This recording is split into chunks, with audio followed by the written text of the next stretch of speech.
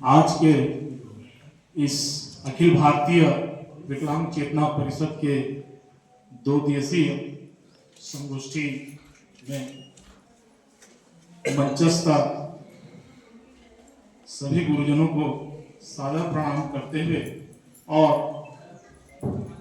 अखिल भारतीय विकलांग चेतना के परिषद के कार्यकारी अध्यक्ष आदरणीय डॉक्टर विनय कुमार पाठक जी, सोनकर महाविद्यालय के संस्थापक आदरणीय श्री संतुलाल सोनकर जी, विकलांग चेतना परिषद के महासचिव आदरणीय श्री मदन मोहन अग्रवाल जी तथा मंचस्थ वित्तगण में आदरणीय न्यायमूर्ति चंद्रभूषण वाजपेयी जी, आदरणीय डॉक्टर मीन केतन प्रधान जी, आदरणीय राम गोपाल सिंह जी गुजरात से एवं आदरणीय मैं और आदरणीय गौरहा जी तथा यहाँ उपस्थित सभी विद्वजनों को सादर प्रणाम करते हुए मैं अपने शोध आलेख को प्रस्तुत करना चाहता हूँ और मेरे पूर्व वक्ताओं के सभी वक्तव्य को इसमें समाहित करते हुए आज के इस विकलांग विमर्श का महत्व मेरा शीर्षक है। विश्व साहित्य के इतिहास में विकलांग विमर्श साहित्य का प्रणयन हिंदी छत्तीसगढ़ी के प्रख्यात साहित्यकार आदरणीय डॉक्टर विनय कुमार पाठक जी द्वारा किया गया है। विगत दशकों से हिंदी साहित्य में, विशेषकर वर्तमान समय में समकालिक हिंदी साहित्य में दलित विमर्श, स्त्री विमर्श, आदिवासी विमर्श के साथ ही विकलांग विमर्श प्रमुख विधा के रूप में स्थापित हो चुका है। इस विषय के अंतर्गत खासकर हिंदी कथा साहित्य में बहुत प्रगति हुई है। सामान्य रूप से विकलांग का तात्पर्य मनुष्य के किसी अंग का सुचारू रूप से संचालन नहीं होना परिलक्षित होता है। यह केवल बाह्य रूप से ही नहीं बल्कि मानसिक और वैचारिक अपूर्णता को भी धारित करता है, जिसे आजकल दिव्यांग कहा जाने लगा है। यह एक सम्मानजनक शब्द के रूप में शासन प्रशासन स्तर, जैसा कि आदरणीय यादव जी द्वारा कहा गया, और अन्य क्षेत्रों में भी प्रचलन में आ चुका है। विकलांगता के इतिहास पर नजर डालें तो प्राचीन काल में महर्षि अष्टावक्र की प्रसिद्धि सबसे पहले दिमाग में आती है। महाभारत कालीन समय में शकुनी जैसे पात्र हैं। त्रेता युग में भगवान राम की कथा के साथ मंथरा का चरित्र, द्वापर युग के कुब्जा के इतिहास के वृत्त से लेकर हिंदी साहित्य में भक्तिकालीन कवि सूरदास से लेकर आधुनिक युग और समय में श्रीलाल शुक्ल जी का प्रसिद्ध उपन्यास राग दरबारी का जीवंत पात्र लंगड़ आदि है।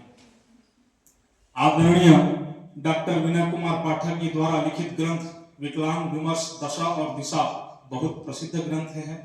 विज्ञान के क्षेत्र में भी दुनिया के सबसे प्रसिद्ध वैज्ञानिकों में से एक प्रोफेसर स्टीफन हॉकिंग जैसे वैज्ञानिकों का नाम यहाँ उल्लेखित करना आवश्यक है, जिन्होंने अपने शारीरिक चुनौतियों के बावजूद व्हील चेयर पर ही ब्रह्मांड के रहस्यों में, खासकर ब्लैक होल और बिग बैंग थ्योरी पर अभूतपूर्व काम किया।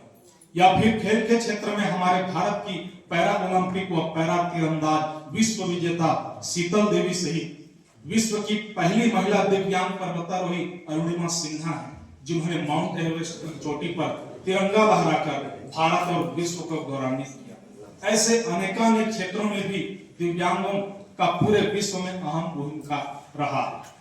सामाजिक जीवन में पहले समय में विकलांगों के प्रति जो अवधारणा थी उसे पूर्णतः सामाजिक और प्रतिष्ठित करने का कार्य विकलांग विमर्श के माध्यम से किया जा रहा है। आज के समय में उपन्यास, कहानी, आत्मकथा, कविताओं द्वारा इसको प्रमुखता मिलने लगी है।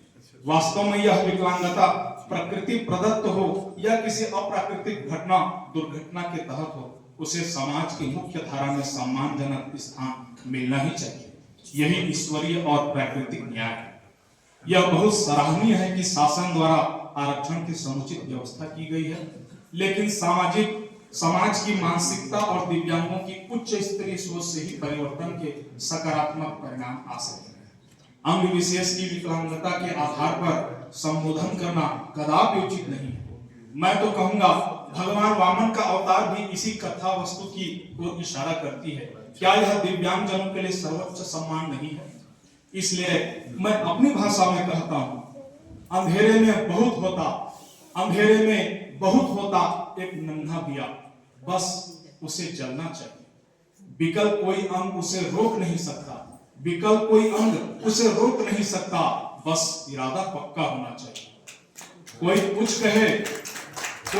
कहे फर्क नहीं पड़ता, कोई कुछ कहे फर्क नहीं पड़ता, दुनिया गवाह है दिव्यांगों ने रचा जो इतिहास, बस माता होना चाहिए। 80 चोट खाकर वो राणा सांगा कहलाया, 80 चोट खाकर वो राणा सांगा कहलाया, जिंदगी का जंग जीतने बस हौसला बुलंद होना चाहिए, बस हौसला बुलंद होना चाहिए। अंधेरे में धूप प्रताप ने नन्हा दिया, बस उसे जलना चाहिए, बस उसे जलना चाहिए। बहुत बहुत धन्यवाद।